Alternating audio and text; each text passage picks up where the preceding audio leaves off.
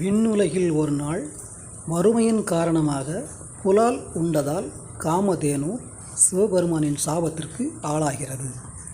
தன் தவறை உணர்ந்த காமதேனு சாம விமோச்சனம் வேண்டி சிவபெருமானிடம் முறையிட, சிவபெருமானோ பூலோகத்தில் மல்லிகை வனம் உள்ள தலத்தில் நீராடி அங்கிருக்கும் இறைவனை வழிபட்டால் சாப விமோசனம் பெறலாம் என்று கூற, காமதேனுவோ பூலோகத்தில் நாகப்பட்டினம் மாவட்டம் சிக்கல் என்ற கிராமத்தில் உள்ள குளத்தில் புனித நீராடி அங்கிருக்கும் நவநீதீஸ்வரர் பெருமானை வணங்கியதால் சாப விமோச்சனம் பெற்றார். தன்னுடைய சாபம் நீங்க காரணமாக இருந்த குளத்திற்கு சென்ற காமதேனு என்ற பசு தன் பால் முழுவதையும் குளத்தில் கறந்து குளத்தை பார்க்குளமாக்கியது.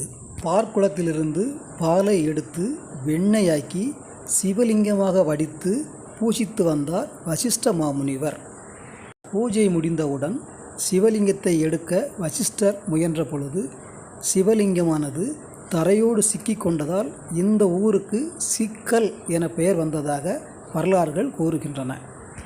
இவ்வளவு பெருமைகளையும் தாங்கி நிற்கும் ஆலயம்தான் நாகப்பட்டினம் மாவட்டம் சிக்கல் சிங்காரவேலர் திருக்கோவில்.